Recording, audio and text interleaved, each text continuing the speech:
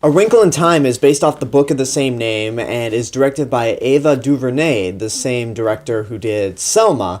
And I really like Selma a lot, so I was looking forward to A Wrinkle in Time. And this is actually Disney's second attempt at making the movie. Because back in 2003, they did a Disney Channel movie, so now 15 years later, they got the chance to do one theatrically. The movie follows a girl named Meg, whose father is an astrophysicist and suddenly disappears. All of a sudden, three beings pop up, tell Meg that they know where her father is. And so along with Meg's brother, Charles Wallace, and some random kid who just happened to be caught in the mix, they all go on this journey to try to save Meg's dad from wherever he may possibly be. I'm actually not too familiar with the book A Wrinkle in Time. I know my dad has talked about it on a few occasions and said that he loved it, and I was interested to see how this movie would pan out, because a lot of people have told me that this book is unfilmable. It's like the equivalent of Watchmen, where it's made to a point where you just can't really make a movie out of it and don't even try. But I don't know that much about the book, so I'm just going into this purely on a cinematic level, just basing it as the movie itself.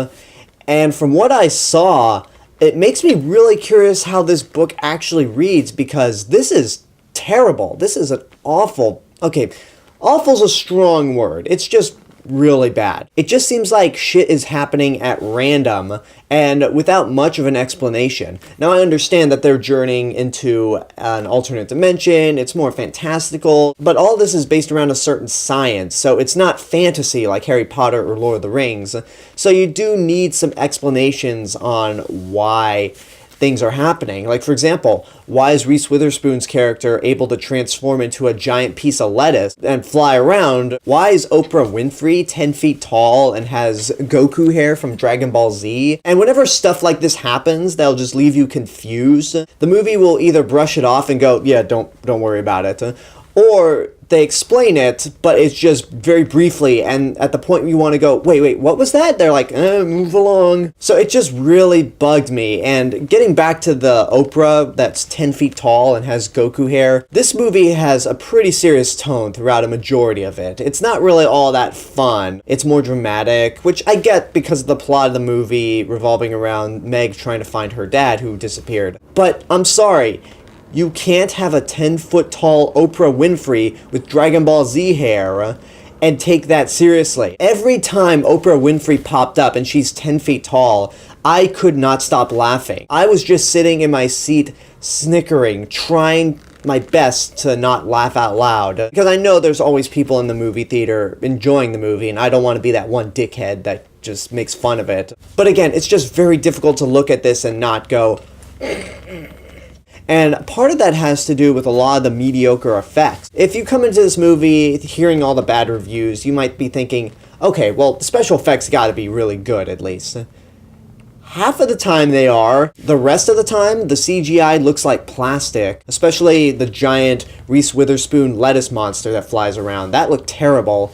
And there's a lot of horrible green screen effects. So when I look at the 10-foot-tall Oprah Winfrey and go, why is this so goofy looking? Why am I laughing at this effect? It might have to do with the green screen. Now, I don't want to come down this movie too hard because there are some legit good things in this movie. Mainly it's the performances from three people. Storm Reid, who plays Meg in the movie and has a really awesome comic book name. You can't tell me that you have seen that name somewhere in a Marvel comic. But anyway, she's actually really good in the movie. There are points where her character is rather unlikable, but she does a pretty good job.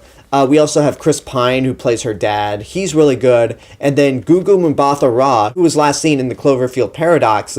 She's really good. You know, it's funny. She was the best part about Cloverfield Paradox, and now she's one of the best parts in A Wrinkle in Time. But the rest of the actors range from mediocre, like with Reese Witherspoon, Mindy Kaling, Zach Galifianakis, and Oprah Winfrey, to just downright bad, like the kid that plays Charles Wallace. We are in an era of child actors who are fantastic, and to have this little kid run around the movie acting like Jake Lloyd in The Phantom Menace, it's sad. And I don't know who to blame in that situation, either the kid for being a bad actor, or Ava DuVernay for not directing him very well. Because I may have said this before, if you have most of the cast or all the cast giving bad to mediocre performances, then that's a directing problem. That's not so much an acting problem, but I don't know, at least with the other actors that I said were mediocre, they were trying. This kid was just awful. And then the ending is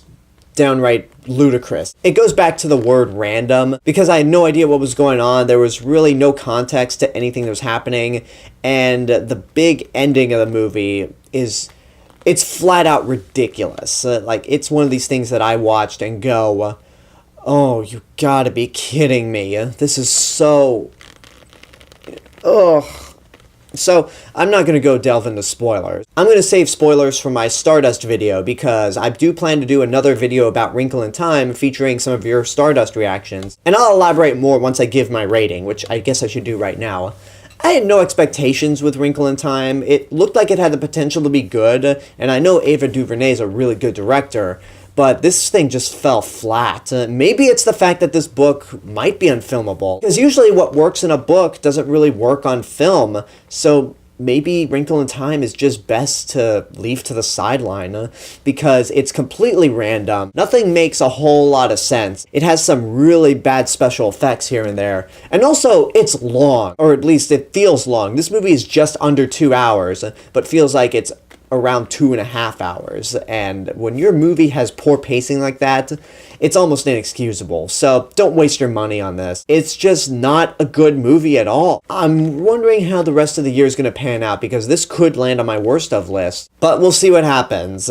So far this year has been kind of 50-50 in terms of movies, but I'm sure things will pick up the more the year goes on. And that's my review for Wrinkle in Time. As I mentioned beforehand, I'm going to be doing another video which contains spoilers to the movie, featuring your Stardust reactions. Go ahead, download the Stardust app on your phone, create an account, go ahead, follow me, tag me in your reactions, and I'll pick out the best reactions to feature in the video. So go ahead, do that.